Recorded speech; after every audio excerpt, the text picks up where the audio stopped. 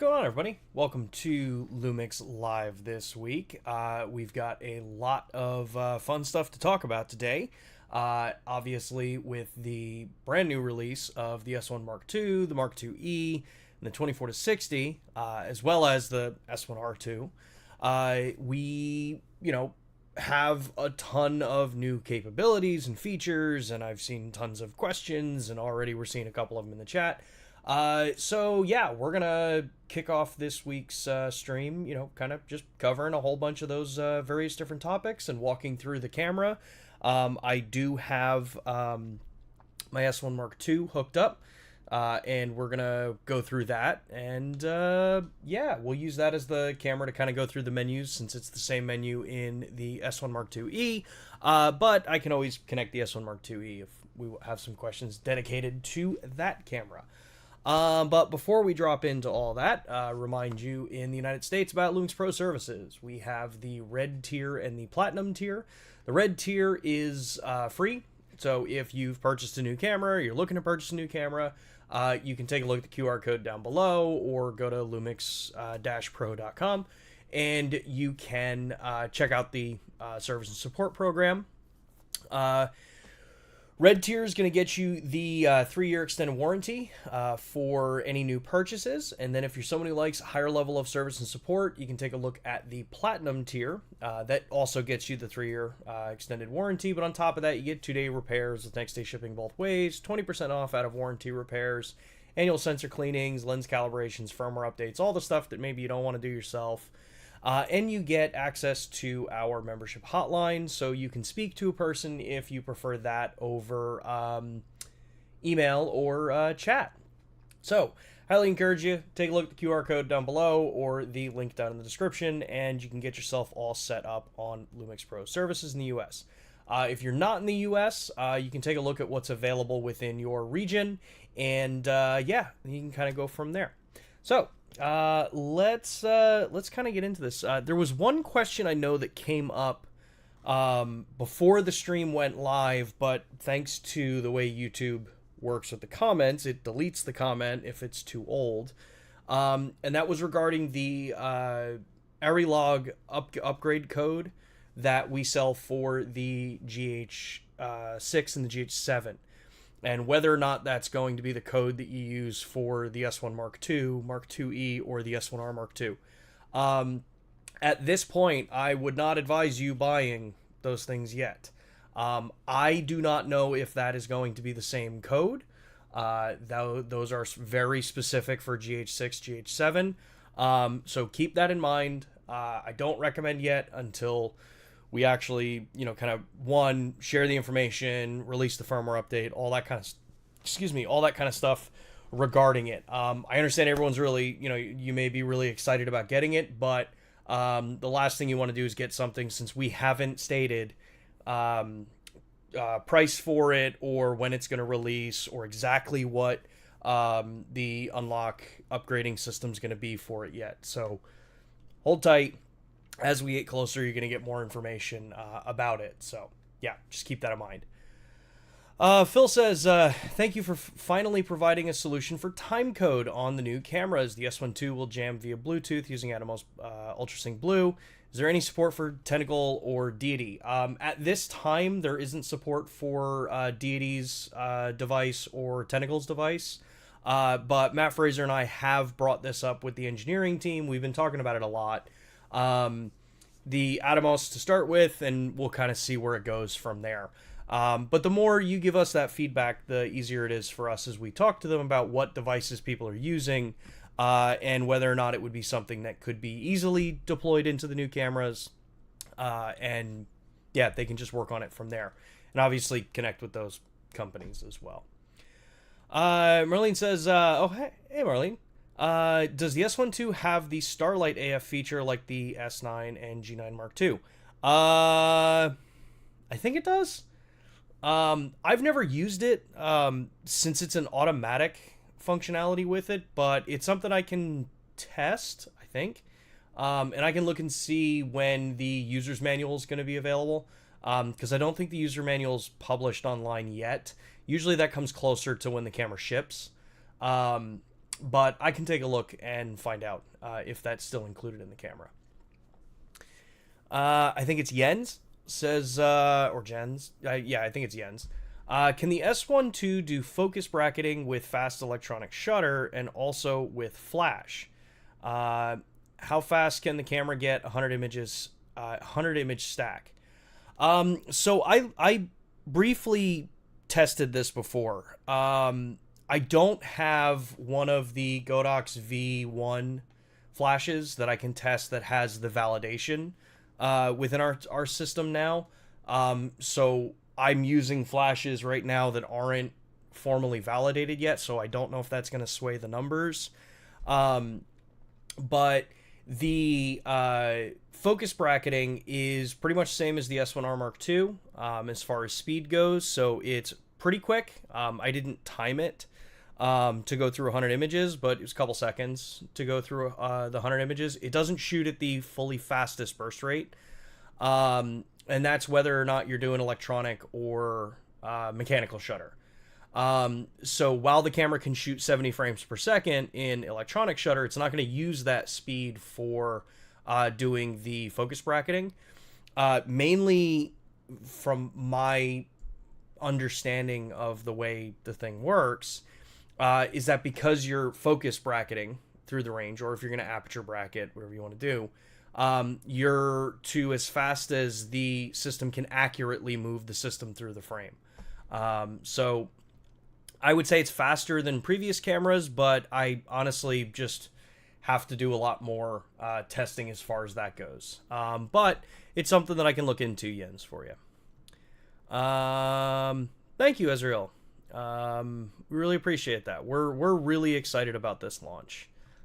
This was a lot of fun putting together. It's a lot of hard work from the engineering team. It's a lot of kind of going through the feedback that you, the community and creators out there have given us over the years to what you want to see in these cameras. So we're very, very excited about this. So I heard there's a discount for those who purchase the S1II plus the 24-60 f2.8. Is there any link or not yet? I just want to know because I'm on a tight budget. I don't think there is in the US. I think it might be region dependent as to whether or not they're doing stuff like that. Like in the US, we're selling the cameras body only. Some other regions may have kit variants, but you'd have to look at your particular region as far as whatever's available for it. So, Ulrich, the S1II has 10 frames per second with mechanical shutter and 70 frames per second when e-shutter. What speeds are there in between?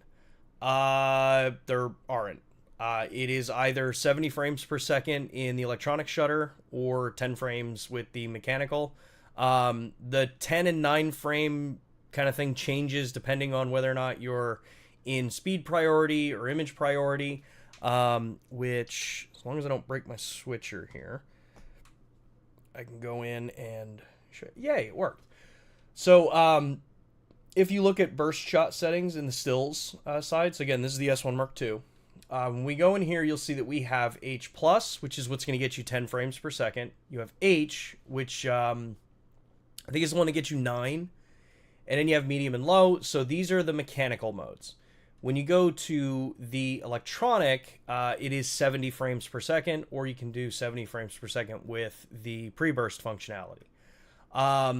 What can change some of it here is when you go into the behavior. This is whether or not you want to use speed priority, which will use a 12-bit RAW file for you, or image priority, which will be a 14-bit RAW file. The image priority is going to slow the rate down a little bit. I think it's usually like 1 frame in the difference between them. And then in H or H+, again, it changes the image priority, whether or not you're going to use, when you're in the still side, image priority gives you the information here, and just kind of gives you the operating mode there for it. So it gives you the information you need. Yeah, that's pretty much as simple as it is right now. Let's see here. Nice to see the return of Arilog C3. Yeah, we're really excited about Arilog C3 in this camera. Sorry, I gotta have some coffee. It's been a long week. Dave says, ordered an S1II as an upgrade to my S1II. I'd planned on getting an S1II X, but the S1R2 body style and the extra features seem like a better option.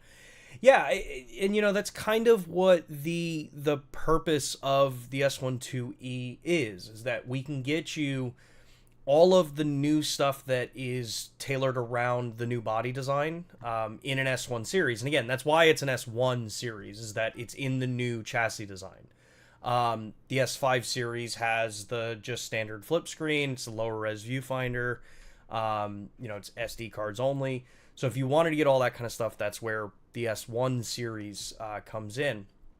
And yeah, you know, people that were looking to upgrade, if those are the things that are important to you for your, you know, photography, your videography, that's why we've got it. That's also why we're not, you know, doing anything, like we're not getting rid of the S1II or the S1IIX, because there are some people that those are not beneficial things for them.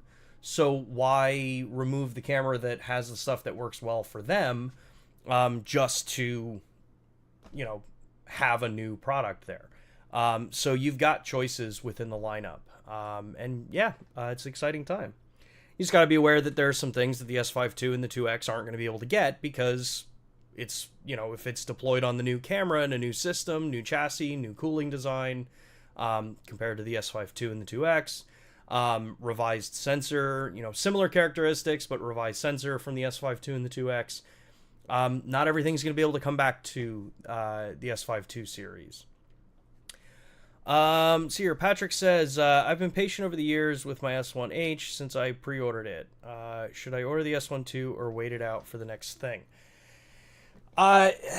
Look, honestly,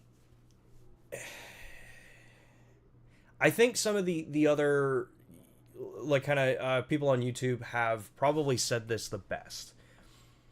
If you are working, if you are making money with these cameras, if you're able to look at this and say, hey, I can pay for this product, this camera, it'll be paid off in a couple of jobs that I'm doing, and the camera's giving you something that you would benefit from, then go for it. Or if it's just something, if you just want to have the latest and greatest, go for it. I'm not someone to tell you to buy or not buy something. But what I say is do it full well knowing that, you know, there's almost always a next thing. No matter what product, what, you know, camera company, what car, what phone, whatever it is, there's always going to be something else down the line, practically. So because of this mythical, you know, potential future, I've never held that as a view that would deter me from making a purchase of something.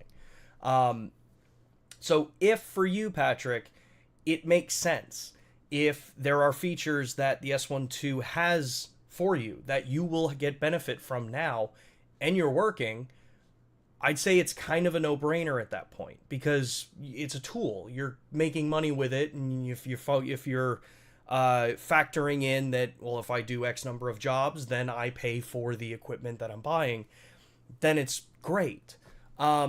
If you don't see, for your particular use cases, the needs yet, then that's kind of your answer right now. Yeah, that's about as much, I think, as I can give you on that one. FC says, can I assume 32-bit float audio is supported with the XLR2 adapter for the S1II and the S1IIE? Yes. The entire S1II series supports the XLR2 with 32-bit float. Who says, would S1II X and S9 be receiving some new features? Just want to keep up with the new guys and work together. So there's no guarantee that the other cameras can get this, like a lot of the stuff that's in the new camera, but at this point I just don't have information one way or another. A lot of what is in the S1II and the S1R2 and the S1IIE is built around the newer chassis, the new sensors, the difference in the cooling solutions between them. And some stuff is hardware change. So I don't know if Bluetooth tethering or Bluetooth time code can be brought back to the other cameras. I don't know if that camera has the same hardware. I don't know about false color. I don't know about like the HEIF stuff. I don't know, like nobody else on the internet's going to be able to tell you this. If the, processing, if the headroom that we have in the processing and the memory and the storage and all that kind of stuff have everything needed for the older cameras. So at this point, I wish I could tell you something, but I don't have any kind of details for you. It's kind of a wait and see thing right now. Chad says, when is expected ship date for the S1II? It's going to depend where you are in the world. In the US, I think it's should be like within the next 30 days. Depends on a lot of factors, dealers, shipments, all that kind of stuff. But check with your local retailer that you may be interested in purchasing from, or that maybe you have purchased from. Check with them. They'll be able to give you the most accurate ship date for it. Would be cool to see LUMIX offer DJI D-Log M&D profiles unlocked for easier matching DJI drones with Pocket 3.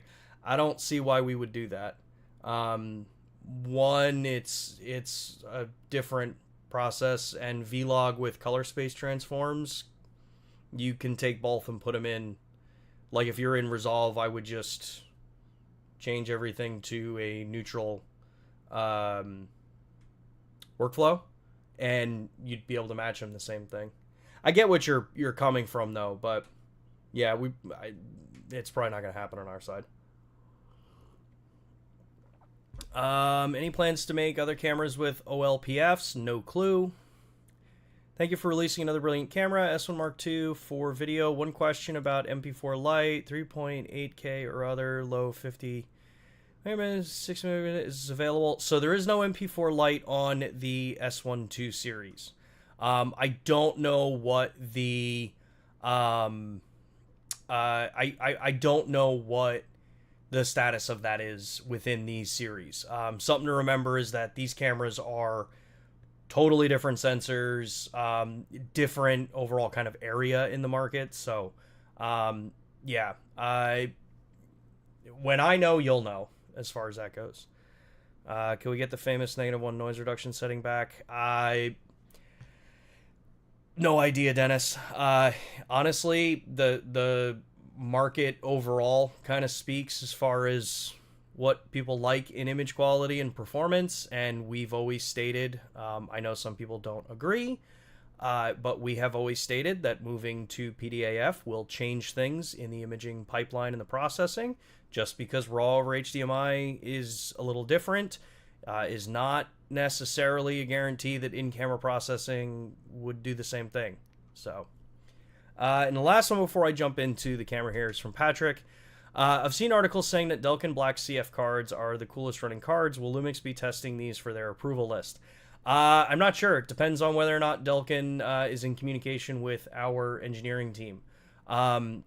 What I will wholeheartedly say is, as we push functionality and capabilities further and further in the cameras, it is more and more critical now, more than ever, to try to stick to the validated cards.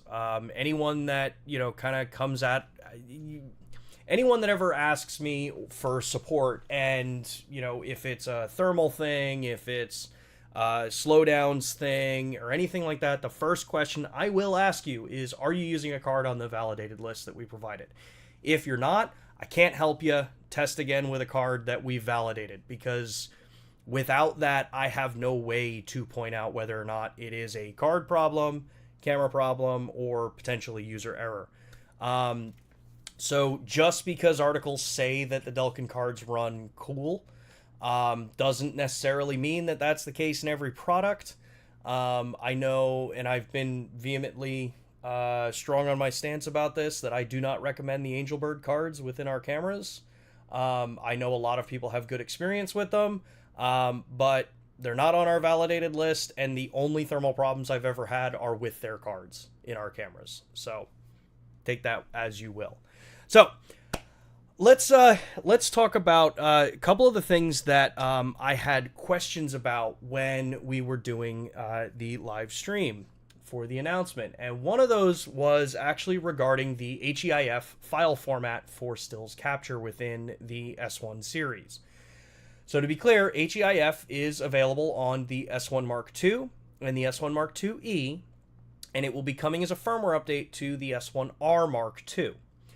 So the way we've deployed this in the camera is in the photographic mode. If I go up to the main page here, you'll see that I have my rec file format, which is where you usually select your RAW plus, whatever formats you want to record. And then you'll see an option here to switch between JPEG and HEIF, or HEIF.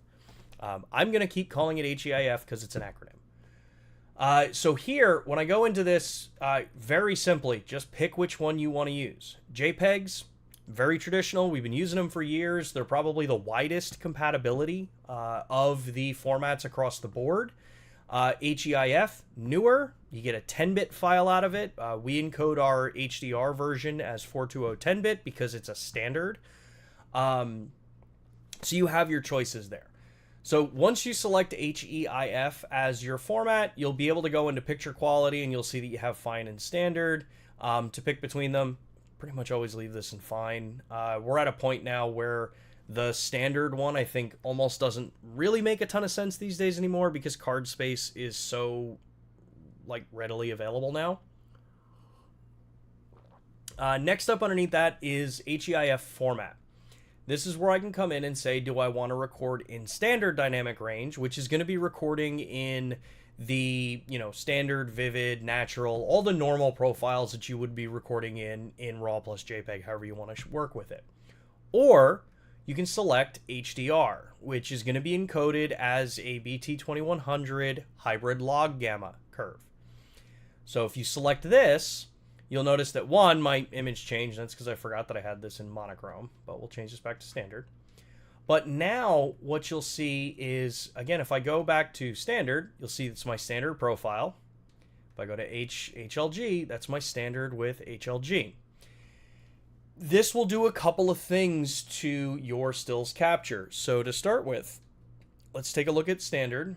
And if I go to my ISOs, you'll see that I have a low base ISO of 100. So that's the lowest ISO I can go when I'm shooting in standard picture profiles. If I change to Cine-like profiles or Vlog, the numbers will be different. But now if I come in and I change this to HDR, now my ISO for base is 400. So keep that in mind if you're going to want to use HLG for your stills capturing. The other thing to note about this is that camera meters are designed to bring everything to a middle gray. They're designed to bring everything to the center. If you're looking to try to really maximize how much of an HDR image you can get because of the way this flags and shows on mobile devices, there's a couple things you may want to keep in mind. HLG for this, because it's designed to display properly on a standard dynamic range screen and an HDR screen, can benefit from more overexposing than a standard image would, especially if you're in JPEG, where JPEGs are only 8 bits. You don't have as much flexibility in, kind of moving those files around. So keeping that within your mind, this is where in the still side, someone's asking about, well, how do I shoot with it? The way I do it is I use false color. I will come in and I will use false color in the still side, and I will bring my exposure up. And because of how I have my HDMI out set up, let me see if I can remember how to set it up this way. It's not display out. It is constant preview. Is it constant preview? No, it's not constant preview.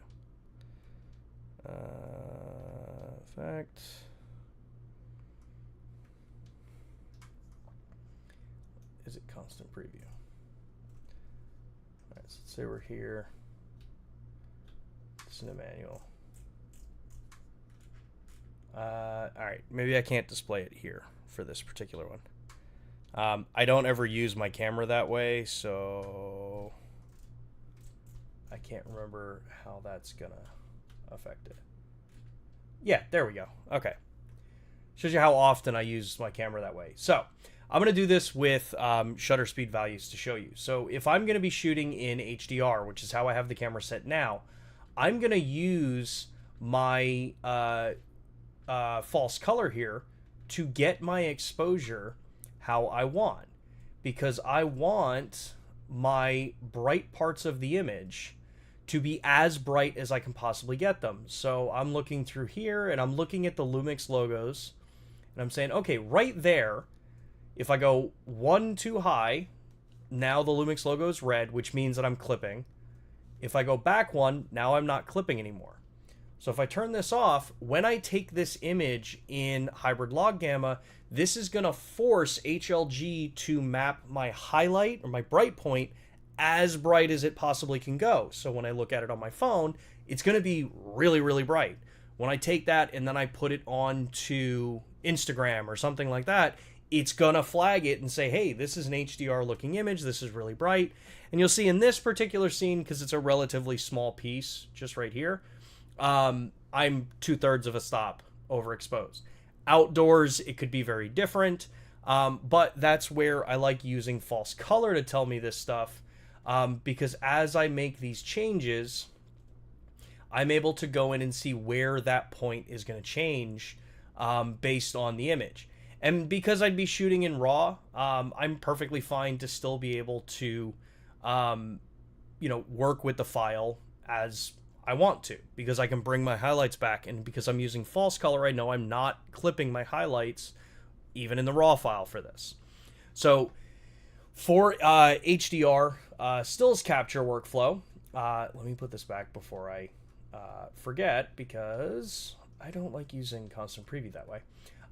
So if I'm using HDR in the HLG workflow, just use that to keep in mind. I program false color to be one of my directional pads. This way I can just toggle it on, I can toggle it off, I know exactly where it's going to be, and I can do it without having to think, just while I'm actually out in the field. Becomes pretty easy. You will also pick up pretty quickly, like where you would want your exposure to be, because you don't always have to push it as high. But if you dead zero exposure stills, like anyone, you're going to notice that it's going to be pretty flat. Let me take a look at some of the questions. Before I do that, the other thing I always forget about doing, let's take an image. So we've got an image. Let's go into playback. So we're looking at this image. This is the played back image for hybrid log gamma. So one of the things that you'll see that we have in the camera under the playback menu is we have raw processing. So this allows me to come in, select that raw file. Well, if I picked the right memory card, that would let me select it. So if I come in and pick, my screen's covering this. So if I pick a raw file, I can come in and I can reprocess that image. So let's say this one. This was yesterday we're looking at, and those displays don't transfer over. So I can come in and I can pick this and say, hey, I want to convert this to a raw file, and convert the raw file to a JPEG or an HEIF file, and I'm good there. But the other thing that you have access to be able to do in the playback area here is if I go into the menu, I can convert the HEIF image into a JPEG. So if I know that, like, hey, I'm, for whatever reason, this particular use case, HEIF's not going to be a good file for it, I can just go in and I can do a conversion to have it just as a JPEG. So it gives you the flexibility so that you're not stuck with just that HEIF file, if that's not what your primary is going to be needed as an output. Or if for some reason something comes up and it's like, hey, I can't use an HEIF for this particular shot. Let's take a look at a couple more questions here. Can the S1II lineup use flash on high-res photo mode? Unfortunately, it does not allow flash. I have asked the engineering team to see if the S1 Mark II would be able to do it, because with the partially stacked sensor, we have a really fast readout. I'm still not sure what the flash sync speed would actually be, but I can ask them, again, to follow up on that. Let's see here. Whoa.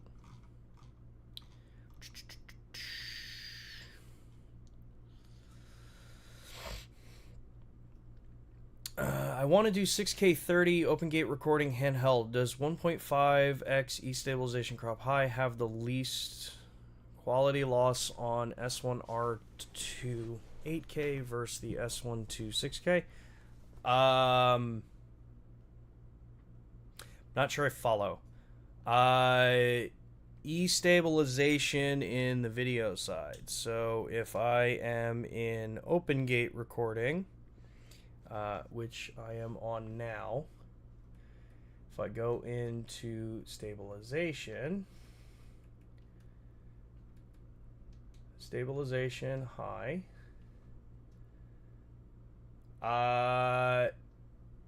that's a good question. I've never tested them both side by side, so not sure. Yeah, that's something I can look into for you. D Creative says, is the new 24 to 60 f2.8 parfocal? We are what we like to call electronically parfocal. That means that we allow the focus motors to make adjustments as you're manually focusing, or as you're manually zooming the lens, based on the focus position that you set when you zoomed in. The thing to remember is, if you're trying to set something up to show parfocal, you zoom all the way in onto the tight side, set your focus, and then zoom out. Don't do it the other way.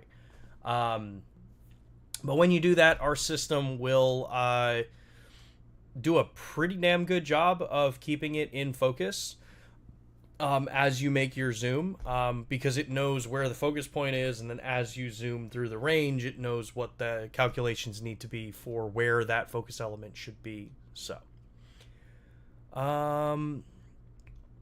let's see here. Great lineup, and I'm very tempted to buy the S1II. Please allow the burst modes to be customized down from 70, 10, 25, 70, or 50, 70. Yeah, that's something we've asked the team about, as to whether or not we'd be able to do that. Tom says, I would really like to see USB tethering with my Android tablet instead of just my PC. The lag via Wi-Fi and Bluetooth is frustrating. So technically no, we don't, because Capture One's tethering is only for iPad. It's a good point. We'll bring it up to the engineering team. I mean, as it sits, if you're using tethering just for viewing, you could use LUMIX Flow with the new cameras, but as far as the older cameras go, I'm not so sure. How's it going, Rhett? Have been talking with people since NAB, and everyone agrees MP4 Lite at least 60p would be amazing. Yeah, we've asked. Albors, can we get to stop the S1II screen darkening and brightening up while focusing, please? I've asked the engineering team whether or not the changes we've made to the constant preview system will ever make it to the previous cameras. I don't know yet. Can the S1II in manual focus mode zoom while recording like the S5IIX? Oh, you mean like punch in manual focus? Yeah, it still has that too. Let's see here. False color looks so artistic for Instagram. Yeah. Let's see here. All right. Well, it looks like Matt's grabbing a bunch of the questions. So, if you have a question you want answered live on the conversation, tag LUMIX USA, and I'll try to answer it. Otherwise, you can keep having the conversations in the chat. So the other thing that I want to talk about here is the dynamic range boost function. on the S1 Mark II. So with the DR boost functionality, one of the things that I set up here to kind of show you where it is that you're going to see the differences in how this works is by using false color again. So right now you can see that we've got, for one, dynamic range boost is turned off on this camera, and I'm actually going to help this even further by throwing a light on it. So dynamic range boost is off. There's going to be an image in, or an icon under the Vlog logo that that will tell you whether or not you have DR boost turned on. So right now you can see right here that I am burning out the LUMIX logo on this camera. So you see that you get the red there, and that's that indication of like, hey, this is burning out. It's going to be clipped. So if I've got my exposure set that way, and yes, I'm very exaggerated because I'm at 10,000 ISO at f2.8 because I'm in a relatively darkly lit room here. So if I want to show where the differences are going to be with the DR boost mode, I can turn dynamic range boost on, turn false color back on, and now notice that that LUMIX logo is no longer red.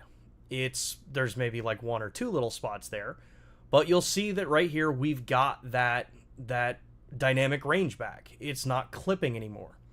So if I do that again and I turn DR boost off, turn it back on, you'll see that that LUMIX logo is completely clipped. If I do it again, it's not clipped. This is the same exact exposure setting, just showing you where you're going to be getting that extra dynamic range. So remember, if you do need extra dynamic range and you're capturing, say, maybe like an establishing shot or a setup shot, that's where you're going to see it, is in the highlights. You are going to get cleaner shadows too. You're going to get a much cleaner noise floor when you use DR boost, but at the higher end side, you're going to retain more of that highlight dynamic range. Dennis says, so even at high ISOs, DR boost still helps. Nice. Yes. Yeah. So again, I'm at 10,000 ISO and you can still see that you are retaining more of that highlight information with it. So it's a big change here. And one of the other things, because this was asked actually on one of the previous streams. So if I have a LUT turned on, so right now I've got a LUT, a view assist LUT that I'm using over HDMI so that you guys can see this. If I'm going to use false color, when I turn false color on, notice that it goes to Vlog first and then turns the false color on. And then when I turn it off, it goes back to the real-time LUT, or the LUT viewed image. The reason for this is that you should be setting your exposure based on log, not on the LUT. Your LUT is already created based on you exposing log the way it should be, or the way you designed it to be. So if you know, like, hey, in this particular scene, I want, the highlight part here, and I want the tonality here falling, or realistically, I want the tonality here on the grip to fall kind of right in the middle. Then when I turn this on, now I can see I've got green right on the grip, right on the edge here. So I know that I'm in the right proper exposure that I've, theoretically built that LUT for. So when I turn it off, it looks like it's supposed to. So just keep that in mind, that when you're going to be moving through, and if you're going to be using view assists, and you turn the false color on, you're going to be exposing it based on what log is. So you're going to get a lot more flexibility with it. The other thing I want to talk about here is the different aspect ratios that we have within the camera. So as we see with this, we have our MOV recording formats. And right now I have the camera set up as open gate. So we are recording in 6K 24 frame because I have the DR boost on. Actually, let me turn that off. So DR boost is off. Let's go back into the menu here. You can see that I am now recording in a 3:2 ratio in 6K, and I have access to 30p or 24 frame. Then I have this 6K 60p option. This is the 2:4:1 aspect ratio, or 2.4:1 aspect ratio. When I record in this, and hopefully again it doesn't break my switch. Yay, it doesn't break the switch. Now you see that I get the black bars top and bottom, but I keep the width of the field of view that I'm recording at. So I get that CinemaScope look and a faster 60p readout from the full sensor width of it, just clipping out the top and bottom so that I can keep the rolling shutter and the frame rate and everything within alignment. Let me just double check here because there's a very loud screaming person in the chat here, David. So heads up, David, you don't have to all caps things. Is it possible to frame up in OpenGate for vertical footage and the camera auto track subject across the sensor and split out a vertical subject tracking clip? No. I don't know of any camera that can do that. So, yeah. But I also don't know of all cameras that are out in the market. So, let's see here. Okay. Hang on one second here.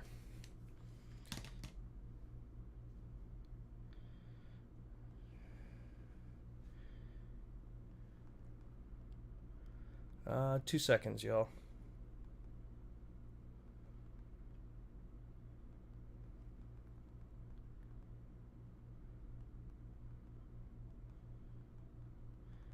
Okay, let's hear. JC says the UVC webcam function, or the UVC webcam feature, can that and false color be brought to the S9, S1II, GH7, or are those features dependent on the L2 or new engine?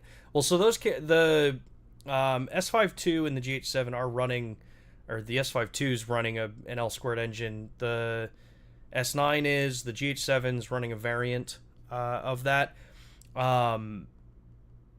So yeah, it's kind of, I don't know if the other cameras are going to be able to do false color or the UVC functionality.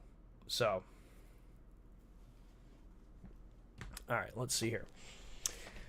Any idea when the firmware update is coming to the S1R2? No updates on timing for any of that stuff. Let's see here. Let me go back through because I think I missed a couple of different questions. Where did we go?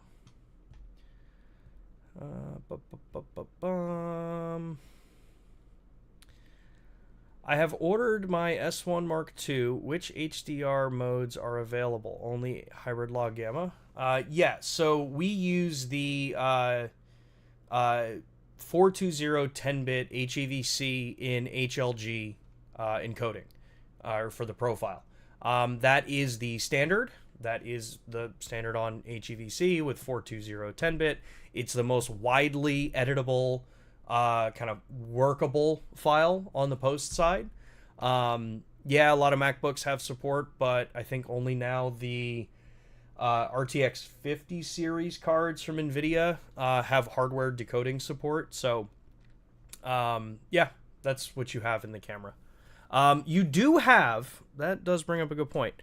You do have one other color profile option in the camera. So you do have the Leica 2100, which is HLG. We do also have a Leica 2100 HLG full range in the camera. The difference between these two is that if you notice, the full range is going to give you the full luminance value, so that if you're going to be bringing this into post and you're going to edit, you'll have flexibility for it. Yeah, it gives you a little bit more post flexibility if you prefer to shoot in hybrid log gamma. You won't see this as a profile available right out of the box. The way you enable this is by coming in and you go to, let me go back up to the top here. You go to photo style settings, and then you do show and hide photo styles. And as you scroll down, you'll see Leica 2100 HLG full range. By default, this is turned off, but you can come in and turn that back on. This way you've got a little bit of extra flexibility. This is also where you can turn on all 10 of the My Photo Styles if you want to use them. So just be aware that's where those features are for you. So,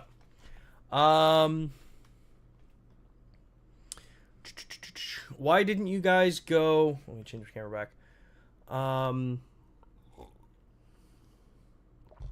Why didn't you guys go with the S1II and the S1IIX route with the naming? Because it's the S1II. On it, Sam, I Honestly, the X moniker for the S5II series was really, kind of that, you know, direct name for that product. Yeah, yeah, that's just why. Different product lines. Um,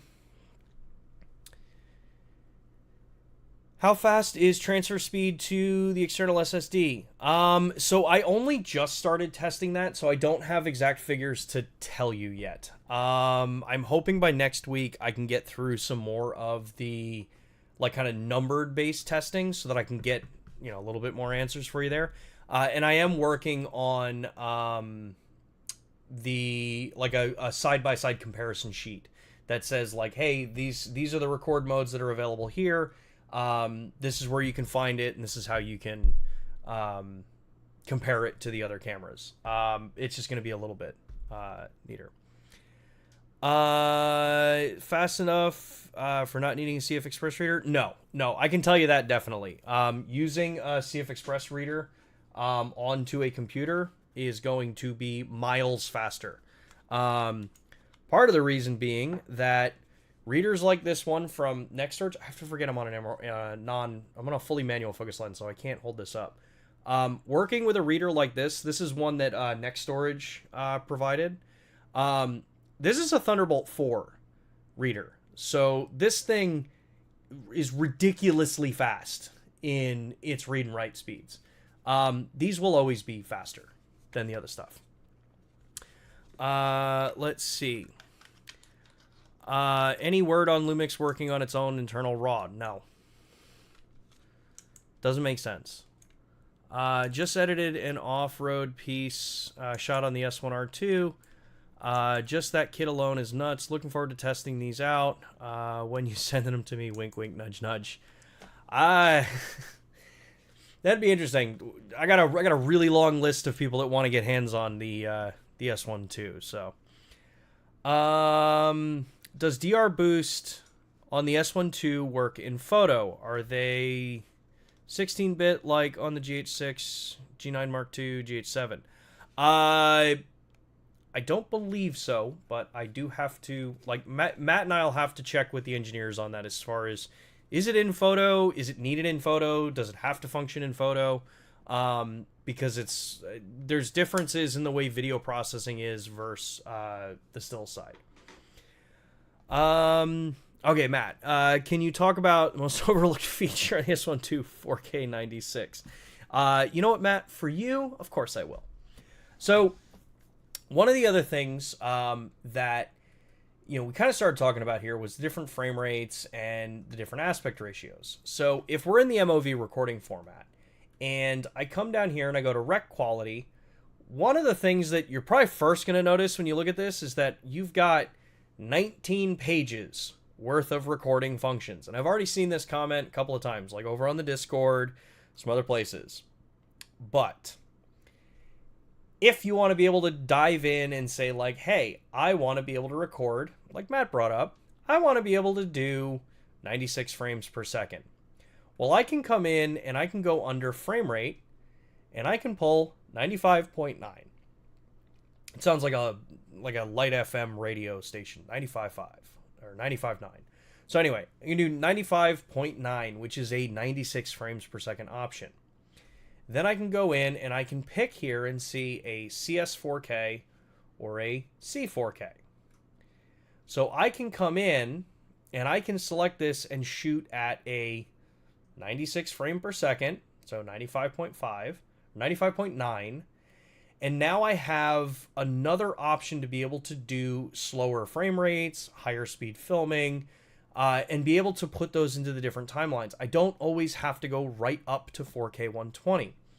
One of the things that you'll notice is that in 96 frames per second, I've got all my subject detection, I've got phase detect, I've got everything that I need that functions normally in the camera.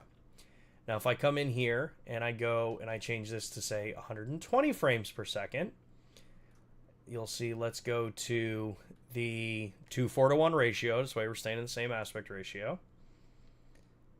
Now I'm in 120 frames per second. I don't have subject detection. So that's something to be aware of. You don't have subject detection in the 120 frames per second. However, and I'm going to switch to this camera to make sure that I'm very clear on this, it still has PDAF. It is still phase autofocus. It will still allow you to work with PDAF, just like all the other modes. It just doesn't have subject detection. So, if I need to do subject detection, if you really need the camera to identify a subject for you, that's where you're going to come in, and that's one of the reasons why we have this 96 frame per second option. Because when I put the camera into that 96 frames per second option, let me go back to the 2:4:1 ratio. When I have that 96 frames per second option, again, I have full subject detection with PDAF, everything that I need to be able to record and create my content with. Let's see here. There were a bunch of other comments that just came through here. Sky says, if you back up to the USB and then shoot more and then back up again later in the day, will it know which files to transfer? Yes, because it does it by folder and file name. So, and you can select what stuff you want to have copied over.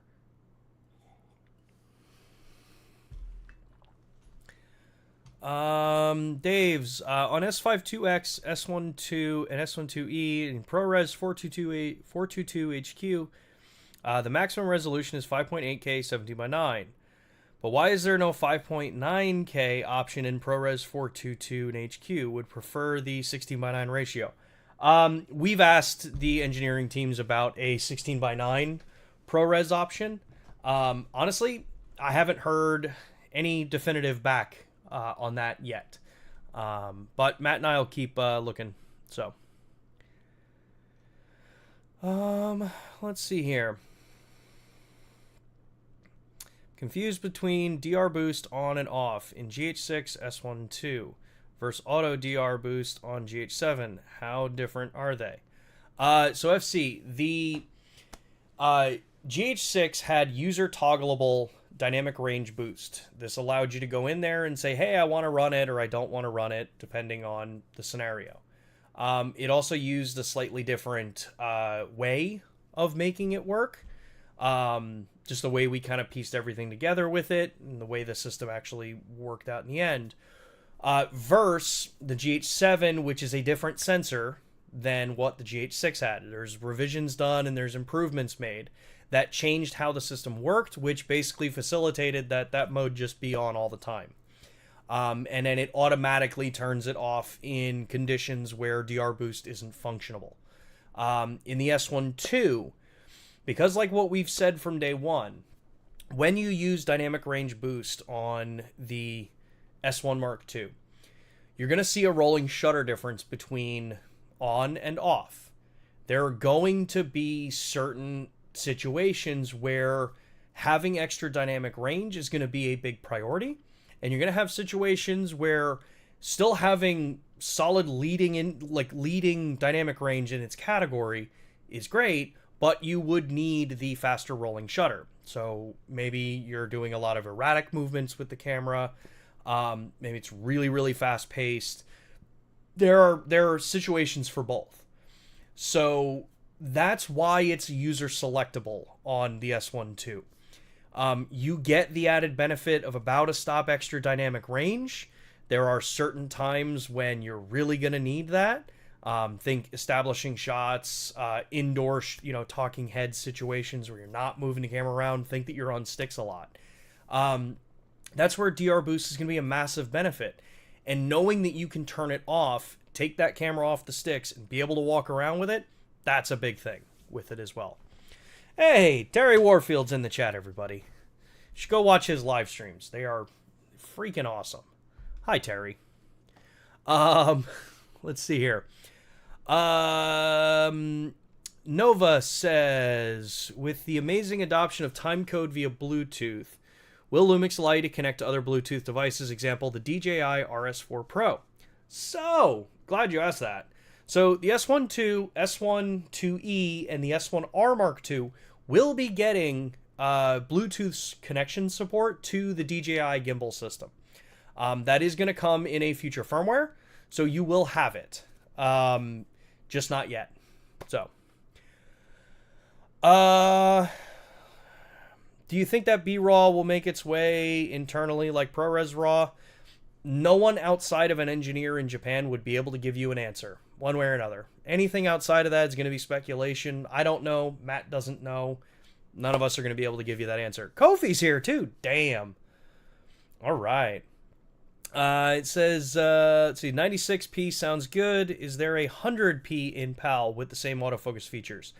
So as of right now, I don't believe so. So yeah, I think in PAL, yeah, you'd have to go to 96 frame to maintain your subject detection with it.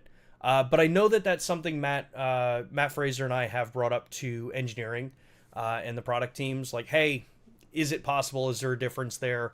And then yeah, we'll kind of go from there with it. Sam says it's tough to ask for a photocentric camera anymore. Everyone wants it to have superb video features too. So here's a challenge I have for everybody. If people wanted a photocentric camera, what do you mean by that? Like, literally, what do people mean by that? I don't think people even realize what they want or what they mean by that anymore. Because we look at the idea of the S1II series. I'll use the S1R2 as a great example. The S1R Mark II is a photocentric camera. It was designed photography as the major, kind of leaning there. It is a 50-50 hybrid in the sense that you literally flip a switch and you can go into video, and yeah, you've got a bunch of, really good video features with it.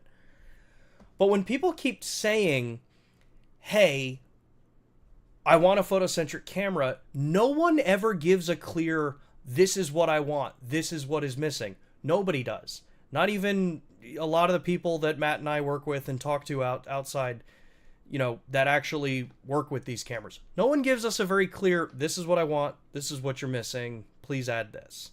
Or why having video in a camera is detriment in general. You don't have to use it. You literally toggle a switch. The way we've built the cameras now, when you have it on the photo mode, you don't see the video menus. I'll demonstrate that again here. There is no video information in this. So if you want a photocentric camera, just don't change the switch there. So that's what I don't understand by that argument. No one has yet been able to articulate what they mean by it. So, yeah. Mighty says, give them a camera that doesn't take video for the photocentric people and they'll still complain. 100%. 100%. Because if you don't put the video features into these cameras in modern days, vast majority of the times those cameras are going to be way more expensive and then no one's going to want to pay the price for it. So that's my rant on that. If you don't want to use video in modern cameras from any manufacturer, just don't use them. It doesn't change the price in a bad way for you as a photography-oriented person. And I am a very photography-oriented person. If I don't want to use the video functions, I just ignore them.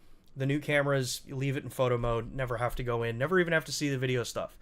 The red record buttons on the camera, I can reprogram those to photo functionality, and that's how I want.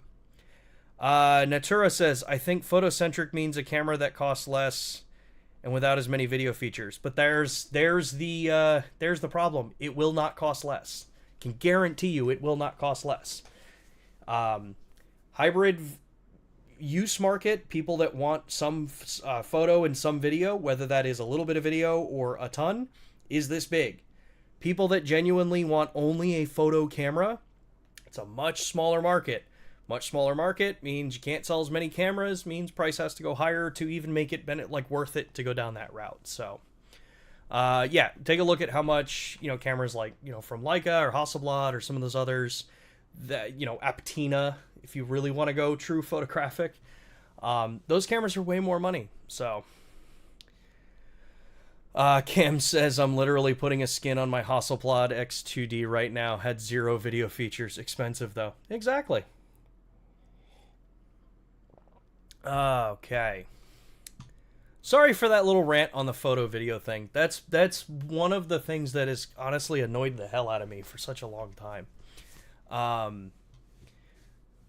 Yeah. Cam says S1R2 is officially my favorite pro stills camera. Video coming soon. Just wish it had a retro body. I definitely hear you on that.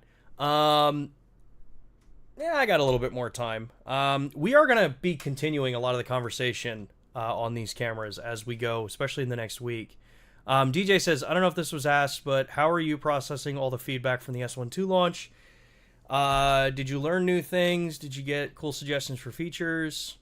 How useful are these launches for the team in terms of making the best cameras nicer? These launches are a lot. It's a lot of information to process from our side. You know, being able to read the comments, watch everyone's videos, kind of digest what people are saying, where the good stuff is, where the bad stuff is. It all helps because Matt and I take that, we bring that back to the engineering team. We communicate with people. If there's a problem, they communicate to us. And we get that to our engineering team, and they look and they try to find ways to make it better, or, you know, this is what people are now asking for.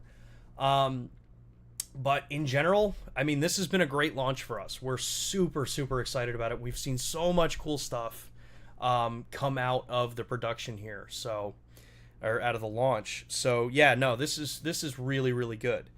I want to actually take a minute here, and for these streams, I actually want to make a really big shout out to a couple of different companies that are supporting LUMIX Live that have been really cool in helping us do these broadcasts. To start with, Surrey, I know I mentioned them in the last couple of streams. Surrey sent over some of the Saturn series lenses. This was a while ago for us to take a look at and kind of be able to talk about and show anamorphic on our cameras and stuff. And I've been recently, as you've seen in the last couple of weeks, we've been using it for the live streaming here on the channel. So we have a link down in the description for those lenses for you to take a look at. The next one's gonna take me a second to actually get off of this thing and show you, but hang on one second. We're gonna see this get real bright real quick for a second, because we're gonna do this, this,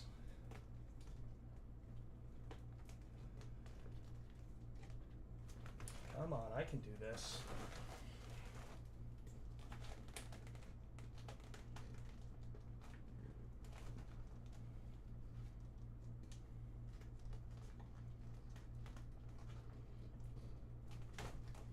Maybe I can't do this.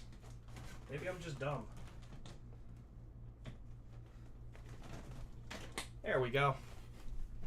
Alright. Sorry for the terrible lighting now, but I would be remiss if I did not mention this on the stream today.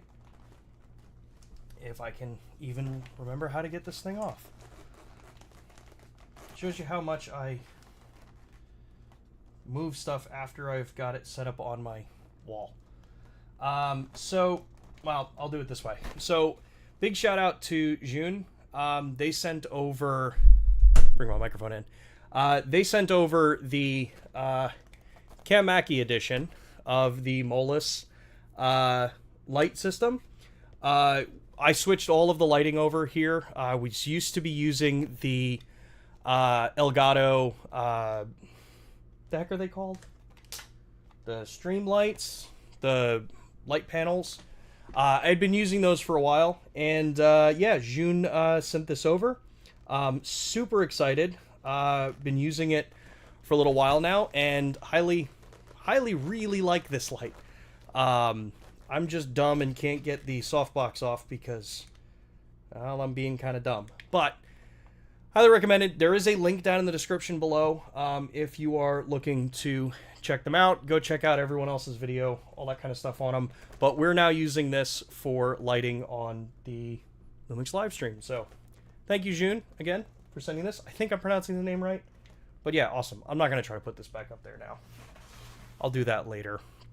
So, you'll all get to deal with the extra punchy colors right now because I took my light off. Where was I? Are there differences between the Panasonic versus Olympus flash protocols? I noticed it on Westcott Stroh's. Or is that a question for Westcott? That'd be a question for Westcott FC. It is the, I think it's the Olympus TTL protocol is the protocol that's used for it.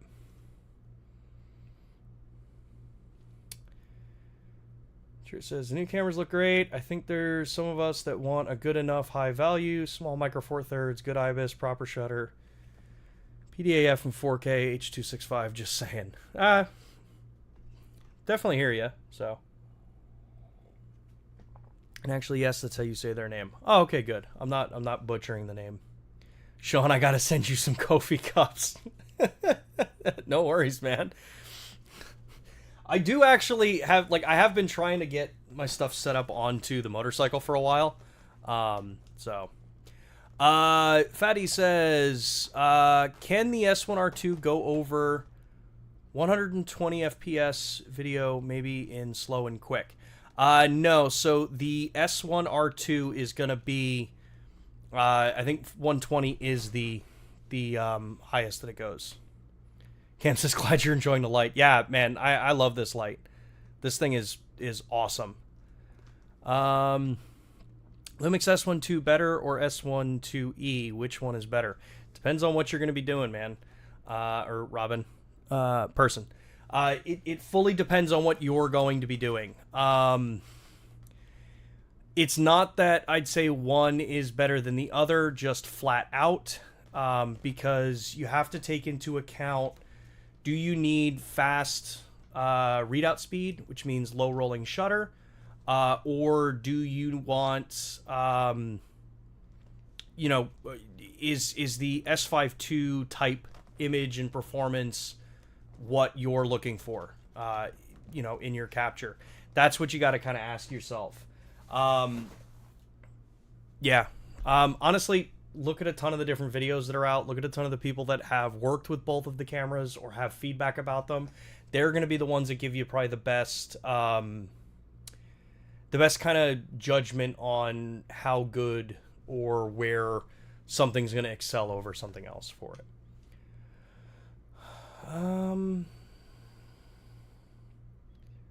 Let's see here.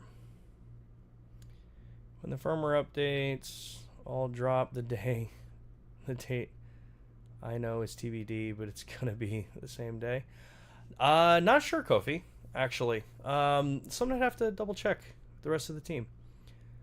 DJ, since Sam Yang did not bring anything to L-mount besides 35 to 150, I plead for travel compacts. Like 28 and 40 would be cool. Would fit an S9. We've definitely gotten a lot of that feedback. But one of the other things I'd recommend highly is talk to Sam Yang. Tell them, that you want to see more lenses. Not you particularly, but in general. The more the company hears, like, hey, we want to see X, Y, and Z, the more likely you're going to see it. And then to Kofi's point, take a look at the I series. The I series is really nice. David says, so slow readout is fine for talking heads, correct? Yeah, I mean, slower rolling shutter is fine with talking head, with light camera movement. We get hyper fixated because we are all in this world on what an end user is going to see. I highly recommend go back and watch some of your favorite movies that you've seen. A lot of them that aren't shot on global censored cameras, they have rolling shutter in them, and you've probably never noticed or complained or brought it up or said that that's a trash camera or it's unusable. And you probably would never say that about those cameras either. So keep that in mind. Think of what the person that you are providing this product to and what is actually being delivered, even if it's people that are way, way, way higher than you, in that aspirational area. You'll see it's not as common. So, all right. With that, I do have to wrap the stream up. We are going to talk a lot more over the coming weeks about these cameras. If I didn't get to your question today, drop it in the comments right after this video. This way I can go through them, and I'll be much more on track next week and be able to actually answer questions more easily throughout the stream. But other than that, hope you all enjoyed the stream. Great commentary. I love everyone's chat, everyone's back and forth in the comments. It's awesome. And yeah, get out there, create some cool stuff. Share it to people online. Let people see what it is that y'all are doing. If you want us to see it, tag us, tag LUMIX USA in it. If you want to continue a conversation like through text platform, join us over on Discord. It's discord.gg/LumixUSA. We have a ton of cool conversations happening over there, so feel free to join us over on that. And yeah, other than that, I'll be back next Thursday, 2 p.m. right here, LUMIX Live. And yeah, peace out. Later, everybody.